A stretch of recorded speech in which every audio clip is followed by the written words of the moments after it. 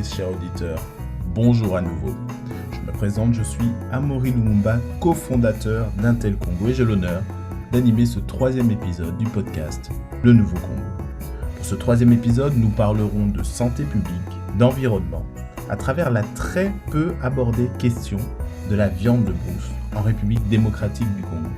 Pour ce faire, nous avons l'honneur de recevoir deux éminentes personnalités scientifiques, le professeur Kaswera et le docteur Van Vliet, qui auront la lourde tâche de justifier votre attention à notre égard durant toute la durée de cet épisode. Alors commençons par les présenter. Nous avons avec nous le docteur Van Vliet. Docteur, bonjour. Bonjour Amaury. Vous êtes docteur en géographie, chercheuse pluridisciplinaire, vous touchez à différents aspects de la lutte pour la préservation de l'environnement, gestion forestière, sécurité alimentaire, gestion durable de la faune, entre autres. Depuis près de 14 ans, vous exercez en tant que chercheuse associée du Centre de recherche forestière international, le CIFOR. Rappelons que le CIFOR est une institution scientifique à but non lucratif qui mène des recherches sur les questions les plus urgentes pour la gestion des forêts et des paysages dans le monde. La gestion de la consommation de la viande de brousse est l'un de vos sujets de recherche de prédilection et nous comptons bien en profiter. Quant à vous, professeur Kaswera, vous êtes enseignante et chercheuse à la faculté des sciences de l'université de Kisangani, UNIKIS. Notons tout de même que vous êtes la première femme congolaise docteur en zoologie dans le département d'écologie et aménagement des ressources fauniques. Vous surveillez notamment l'évolution des marchés de viande de chasse dans la région, ainsi que des espèces de faune sauvage régulièrement exploitées pour leur viande. Professeur, bonjour. Bonjour Amaury. Docteur Van Vliet, je pense ne rien vous apprendre en vous disant que le quotidien de l'actualité en RDC est davantage fait de questions politiques, de questions insécuritaires.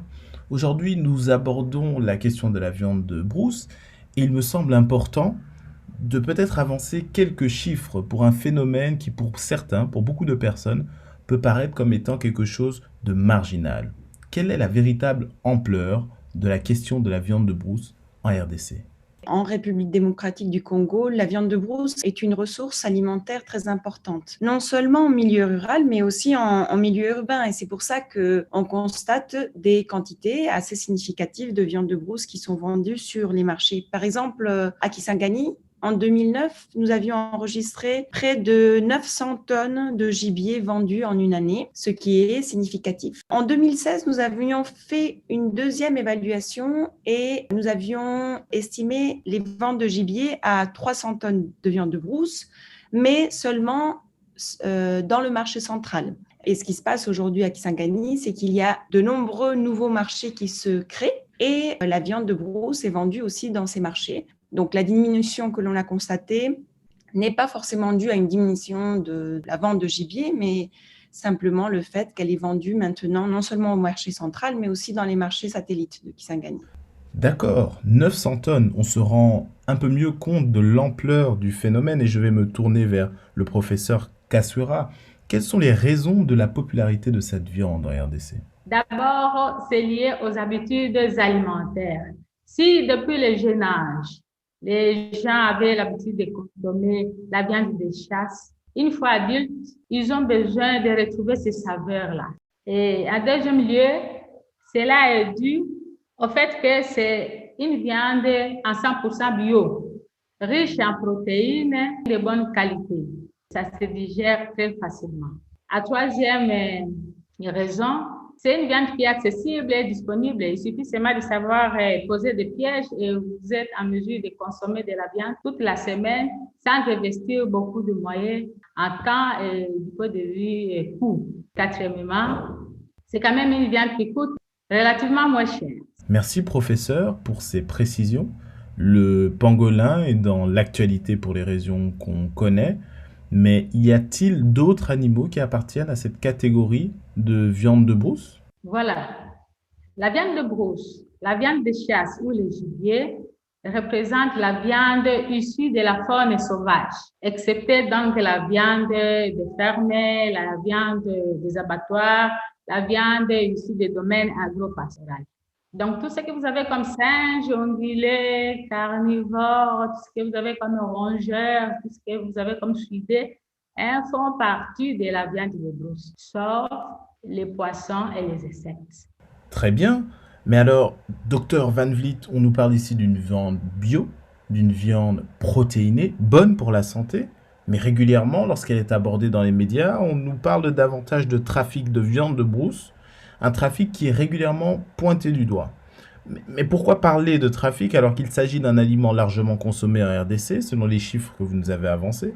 Que dit la loi sur la chasse et la consommation de viande de brousse en RDC? Pouvez-vous nous en dire plus? En République démocratique du Congo, la chasse est autorisée, mais normalement, il faudrait avoir une licence, même pour les gens du village. Ce qui est un petit peu difficile puisque les villages sont reculés en République démocratique du Congo et c'est très difficile pour quelqu'un du village de se déplacer là où se trouvent les autorités pour avoir une licence. Donc, c'est dans ce sens que cette chasse se retrouve à être finalement informelle, dans le sens où elle ne suit pas ce que dit la loi qui prescrit le fait d'avoir une licence. De la même façon, la commercialisation de viande de brousse en RDC n'est pas illégale, mais elle est aussi soumise à une licence. Et c'est rare, en fait, de voir des vendeuses, des vendeurs de viande de brousse qui ont cette licence pour les mêmes raisons que j'ai évoquées précédemment. Une autre chose qu'il faut savoir, c'est qu'en RDC, en fonction des provinces, il y a des saisons de chasse. Donc, il y a des saisons de fermeture de la chasse et des saisons où la chasse est autorisée. Donc, si on suit strictement ce que dit la loi, la chasse en dehors de ces périodes n'est pas autorisée et donc se retrouve dans l'illégalité. Merci docteur pour ces précisions sur le cadre légal. J'ai maintenant envie de passer au volet santé publique, car lorsque l'on parle de viande de brousse, inévitablement, on parle de maladies. On nous a parlé du VIH-Sida, de l'Ebola, du SARS et maintenant du Covid-19. La viande de brousse est systématiquement associée à des maladies. Est-ce qu'il n'y a que les animaux sauvages qui sont associés à des maladies transmissibles à l'homme? Tous les animaux peuvent transmettre des maladies aux humains. Les vaches, les poules, les porcs sont tous des animaux qui peuvent transmettre des maladies à l'homme. Donc, il ne faut pas qu'on se focalise uniquement sur la viande de brousse. Tous les animaux peuvent transmettre des maladies à l'homme. Simplement, les dernières pandémies, c'est-à-dire les maladies dont l'origine se trouve sur les animaux sauvages et qui ont été transmises à l'humain, mais qui en plus se sont répandues dans une grande partie du monde, par exemple Ebola ou le VIH-Sida, etc., on pense, il faut être très prudent, on pense, l'hypothèse principale, et il existe des éléments pour le démontrer, disons, ont leur origine dans les animaux sauvages. Très bien. Nous comprenons donc que finalement, les interactions entre les hommes et les animaux ont produit des maladies depuis la nuit des temps. Mais que véritablement, c'est les interactions entre les animaux sauvages et les humains qui produisent les pandémies les plus graves, les plus sévères. Concernant le mode de transmission, est-ce que vous pouvez nous en dire plus? Concrètement, comment les choses se passent? Ce n'est pas forcément en consommant ces animaux que la transmission de l'animal à l'humain peut se faire. Dans l'histoire des maladies, que l'on appelle zoonoses, c'est le terme qu'on utilise pour parler des maladies qui sont transmises des animaux à l'homme. Ces zoonoses peuvent se transmettre à travers tout type de contact entre les animaux et l'homme. Les risques de transmission pour ce qui concerne la viande de brousse sont surtout au niveau du chasseur, puisque lui, il est en contact avec l'animal qui saigne, disons, et les vendeuses de viande de brousse lorsque ces viandes sont vendues, lorsqu'elles ne sont pas encore fumées. Très bien, on comprend donc que des maladies peuvent être transmises à travers des fluides comme le sang, notamment lors de la manipulation des carcasses fraîches, que ce soit par les chasseurs ou les vendeurs. Mais qu'en est-il des risques liés aux mauvaises conditions de transport et de la conservation des viandes? Quand la viande commence à voyager de très longues distances, c'est dans ce transport-là que la viande risque de se pourrir, les conditions de transport, les conditions de vente ne sont pas excellentes. Donc, c'est là où on peut commencer à penser que des maladies peuvent surgir, surtout lorsque la viande n'est pas suffisamment bien fumée, ce qui arrive parfois parce que les chasseurs sont pressés de vendre et ne fument pas forcément très bien leur viande. Dans de nombreux marchés, les dames qui vendent de la viande de brousse, et souvent des dames, n'ont pas accès à l'eau potable, par exemple, n'ont pas des conditions très bonnes de leurs étalages dans les marchés. Donc, elles sont obligées de stocker les viandes dans des mauvaises conditions. Les étalages ne sont pas en de bonnes conditions. Il n'y a pas accès à l'eau. Donc, par exemple, elles ne peuvent pas laver leurs ustensiles régulièrement et elles ne peuvent pas finalement travailler dans des conditions qui font que la viande soit bonne pour la consommation. Merci pour ces précisions. Je pense qu'il était important de démystifier certaines fake news quant à la manière dont ces maladies sont transmises. Merci pour ces précisions. Professeur Kaswera, on a parlé donc d'une viande qui est bonne pour la santé, d'une viande protéinée. On peut comprendre sa popularité. Mais quelles sont les connaissances de la population vis-à-vis des risques encourus lorsque cette viande n'est pas traitée comme elle le devrait? Voilà, nous avons deux groupes. Il y a le premier groupe qui se dit, depuis le jeune âge, on a toujours consommé la viande de brousse, on a manipulé les carcasses, on s'est piqué, on s'est fait mordre même par les chauves-souris, par les rats ou bien par le gibier. Et on n'a jamais développé l'Ebola, on n'a jamais développé la rage, on n'a jamais développé la peste. Ça, ce sont les conséquences du modernisme, ça, ce sont les conséquences du changement climatique, et non, ça, c'est la colère de Dieu. Donc, il y en a qui sont comme ça catégoriques et qui ne veulent pas croire à ce qu'il y a un problème de santé publique. Par contre, il y a un deuxième groupe qui est censé et qui sont prêts à stopper. Ils disent carrément, on ne consomme plus la viande de brousse, nous sommes même prêts à devenir végétariens. Donc, il y a deux tendances qui se forment par rapport à la population congolaise. Merci, professeur, pour ces précisions. Mais j'ai envie de rester avec vous et de vous demander où en est la recherche congolaise. Vous êtes chercheuse et j'aimerais savoir, parce que l'Ebola, par exemple, les récurrentes épidémies dont a souffert la RDC, ont-elles renforcé les capacités congolaises? On nous parle régulièrement du docteur Mouyembe, qui est fréquemment cité comme une référence mondiale, une sommité. Mais est-ce l'arbre qui cache la forêt? Écoutez, il y a des jeunes gens qui sont motivés et qui sont en train de développer leurs recherches sur l'éthique, sur les manguipostes et sur les zoonoses en général. Mais vous savez que notre pays connaît plusieurs problèmes. Les labos ne sont pas équipés et la recherche scientifique ne figure pas parmi les axes prioritaires. Et donc, ils sont butés à plusieurs types de problèmes. Il y a même des médecins qui essaient un peu d'analyser les aspects cliniques. Alors, pour évoluer, ils doivent compter sur l'Occident, négocier des voyages, négocier des partenariats avec des universités occidentales pour évoluer. Et vous voyez, même avec les COVID, il faut envoyer tous les échantillons à Kinshasa, que ce soit pour Ebola, que ce soit pour le COVID. C'est un problème qui se pose, mais il y a des jeunes gens, il y a des chefs de travaux, il y a des doctorants qui sont là-dedans, mais qui sont butés par ce problème-là. Il faut faire le séquençage, nos labos ne sont pas équipés. En RDC, c'est impossible, c'est difficile vraiment. De nombreux challenges donc pour la recherche en RDC. Nous avons jusqu'ici vu l'ampleur du phénomène, nous avons vu les risques. J'aimerais maintenant parler d'environnement. Je vous confesse que le profane que je suis a du mal à faire le lien entre la viande de brousse et l'environnement. Qu'en est-il? La viande de brousse joue plusieurs rôles.